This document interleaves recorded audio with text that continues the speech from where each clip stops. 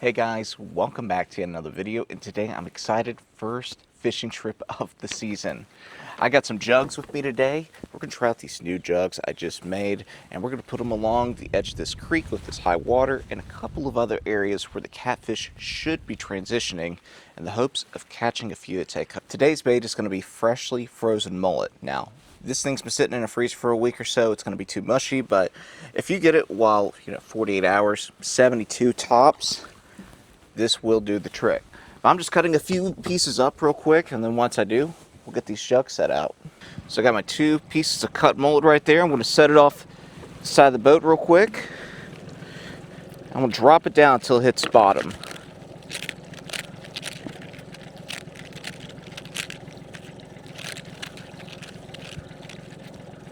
All right there. There we go.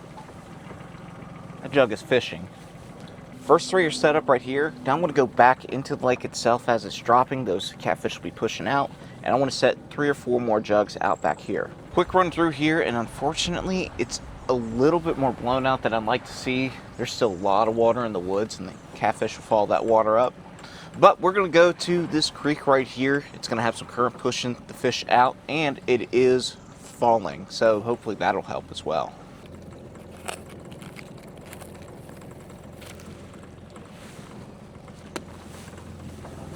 So we're in the last spot, and that's going to be in the creek itself that feeds into the lake, which then feeds into the river. So basically we got all 3 transition zones covered.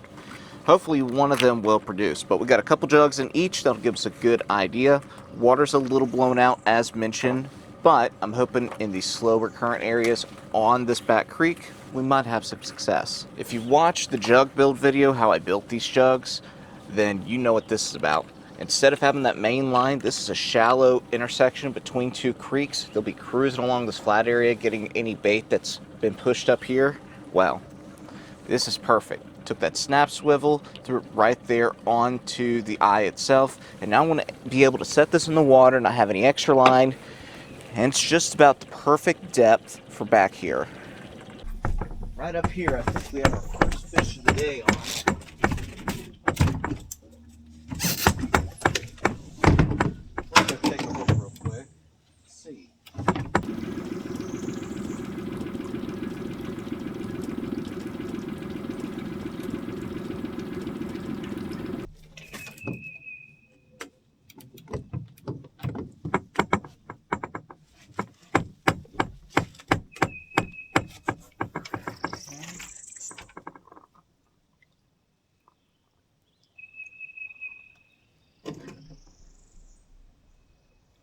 Something on the end of it. There we go. Hey! There we go. Good sized channel right there. How about that? That's definitely eater size.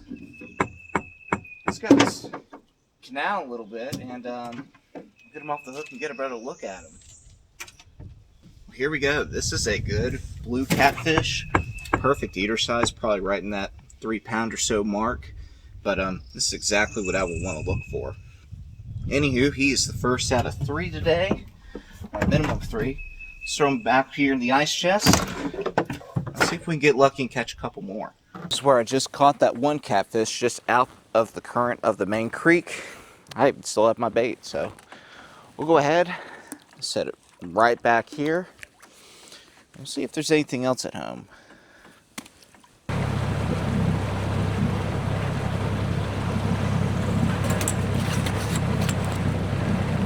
We have another fish on here. I'm not sure. It's it's right on the edge. We'll check it real quick anyway, just to make sure.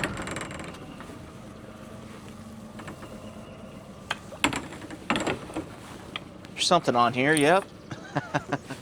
All right, let me get up to the front, make it a little easier.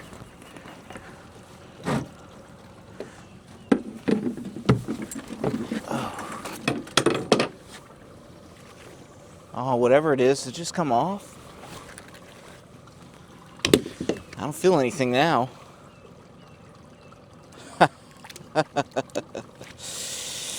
Well, Whatever it was, it snapped that line, unfortunately, right there. Shoot. No big deal, that's why I designed this system the way I did. Once again, if you saw the jug build, you know that I went ahead and pre-tied some leaders so it wouldn't take me long to get back fish. We take that foam noodle, throw it to the side so we can tie another one on when we get home. But there we go, no downtime. I'm gonna take this snap swivel, pop it off, hook it directly to the main line, bait it up, and we're good to throw this jug back out without having to re-rig everything. So, nice, quick, and easy. I don't know if anything's on this jug, but it's definitely not where I placed it earlier, so safe to assume there might be.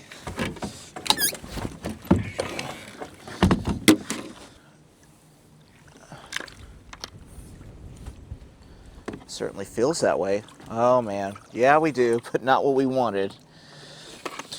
Looks like we have a snapping turtle on here, unfortunately. Yeah, we do. There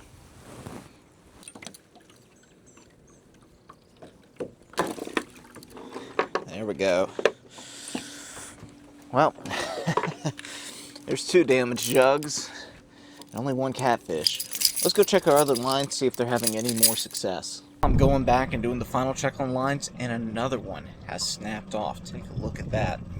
I want to figure out a better way to tie these. If y'all have any recommendations, maybe adding a bead or something.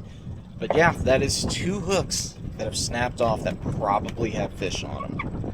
Oh well, living and learning. We'll do a little adjustment on this set of jugs. Hopefully have a little bit better success rate next time. Was hoping for a couple more fish, but I can't complain too much. Overall though, there is the 1 blue cat we got today. Still good fillet size, so we'll get him cleaned up. Overall though, really like this new jug setup. Very happy with it, other than the hook snapping off. What I think is happening is these catfish, they get hooked, they start rolling, especially if they get caught in something, and it tightens the line around these hooks, and that's what causes them to snap on the back right there, if you can see. So maybe some smaller or thinner gauge snap swivels. Do the same exact knot as before and then add the hook to that. And that way when they roll, that swivel's going to allow the hook to turn with them. At least that's what I'm thinking for the future. Well, that's going to be it for today. Hopefully I'll enjoy this fishing trip. I can't wait to do some more this summer.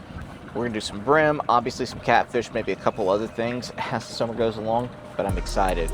So make sure to stick around, enjoy, and we'll see you on the next one.